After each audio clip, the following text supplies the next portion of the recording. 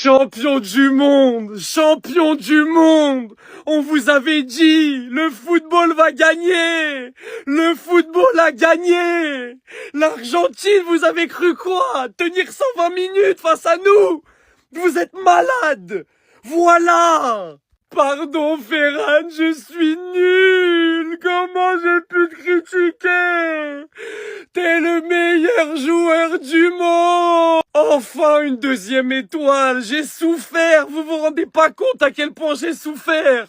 Vous croyez que j'ai choisi d'être pour l'Espagne? Que j'ai choisi d'être espagnol? J'ai vécu le Chili en 2014, la Russie en 2018, le Maroc en 2022.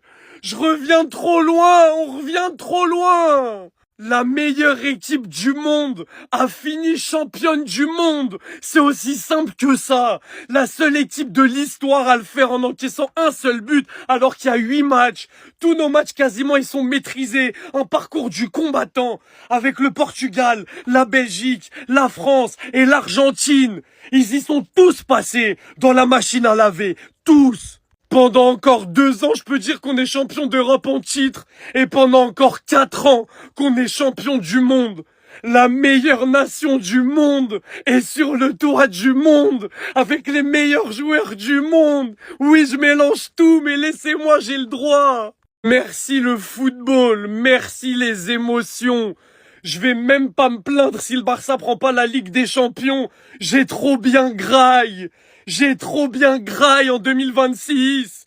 Et en plus de ça, on a sûrement un Yamal Ballon d'Or. Mais qu'est-ce que vous voulez que je vous dise? C'est beau. C'est exceptionnel. Vous savez que Lionel Messi c'est mon joueur préféré, hein. Mais je suis trop content pour mon feston. Alors maintenant, mise à jour. Ouais, Lamine Yamal il fait que gagner des Ligas. Il gagnera jamais de trophée majeur. On vous entend moi maintenant. La Coupe du Monde. La Coupe du Monde. Lamine Yamal est champion du monde. En affrontant Lionel Messi, Lamine Yamal est champion du monde à 19 ans. Après avoir gagné l'Euro avec l'Espagne. Les gars, je suis trop fier de lui. Je suis trop fier de lui. Ce soir, il fait pas une finale extraordinaire comme son mondial, mais il est bon. Il est bon. Il a fait des bonnes passes, il a provoqué, il a tenté. De toute façon, l'Espagne, il y a personne qui a marqué 15 buts, il y a personne qui a vraiment ébloui avec les buts. C'est une équipe collective. Mais à 19 ans, il a déjà limite fini le jeu. 3 Ligas, une Coupe du Monde, 1 Euro, 2 Golden Boy, un trophée Copa, 2e au Ballon d'Or 2025, 8e au Ballon d'Or 2024, je crois. Non mais les gars, c'est trop. Je suis trop content pour Lamine Yamal. Et franchement, je vous dis la vérité, s'il est Ballon d'Or,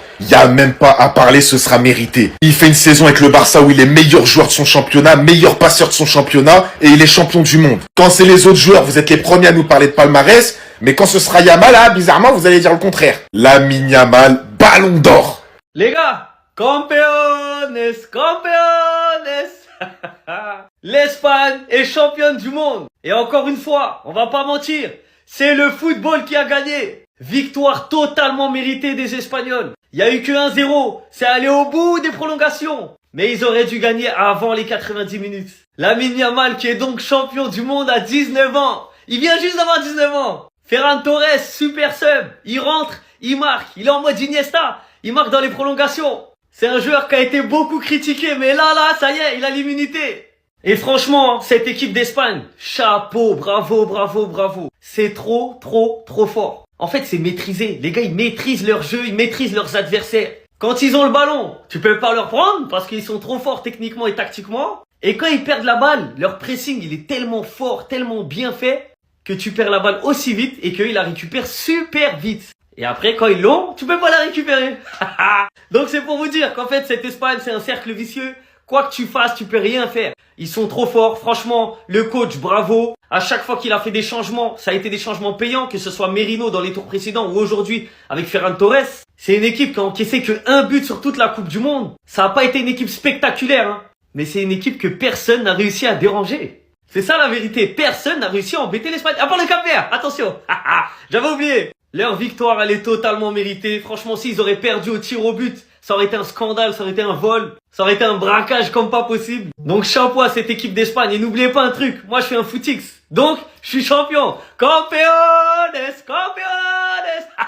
L'Espagne est championne du monde et c'est tout simplement mérité. Il n'y a qu'une équipe qui est venue jouer au football ce soir et c'était l'Espagne. L'Argentine, ils n'avaient pas un tir pendant plus de 100 minutes. 100 minutes, pas un seul tir. Une équipe qui a été archi sous-estimée. Allez revoir les vidéos à l'ancienne quand la liste est sortie. Beaucoup nous expliquaient qu'il n'y avait pas de star, que cette équipe elle fait peur à personne, qu'il y a des Oyarzabal titulaires. Bah c'est cette équipe qui finit championne du monde. Comme quoi le football, c'est pas FIFA. Un arbitrage qui fera énormément polémique suite à ce but annulé pour Nico Williams. C'est franchement mesquine, ça me fait de la peine pour Nico. Lui qui a traversé des moments très compliqués, il méritait ce but. Mais il a été au moins récompensé d'une passe. Des passes pour qui? Pour Ferran Torres. C'est Ferran Torres qui a délivré l'Espagne, les gars. Ferran Torres qui est venu faire blablabla en finale de Coupe du Monde. C'est là que tu vois que ce sport est magnifique. Il vient offrir en finale la Coupe du Monde à tous nos Barcelonais. Croyez-moi que maintenant ils vont tous s'opposer à son départ. En tout cas, il y a quasi rien à débriefer dans ce match. Heureusement pour l'Argentine que l'arbitre a été très clément parce qu'il y a des joueurs qui ne devaient jamais finir le match. Rien que Paredes. Sinon vous les gars, vous en pensez quoi? Ramenez-vous sur ta patience ennui. C'est là que tu vois que dans la vie, Dieu fait bien les choses. Ferran Torres, que ce soit avec l'Espagne ou le Barça, c'est un joueur archi critiqué. Par nous, moi je m'en cache pas. Et Ferran Torres, il est tellement culotté que lorsqu'il avait pas marqué pendant des mois avec le Barça, lorsqu'il a marqué, il a fait blablabla. Il a marqué 0 but durant ce mondial. Il marque en finale de Coupe du Monde. Il délivre son peuple, ramène la 2e étoile. Et il fait encore blablabla. Genre là les gars, Ferran Torres, il a une Coupe du Monde.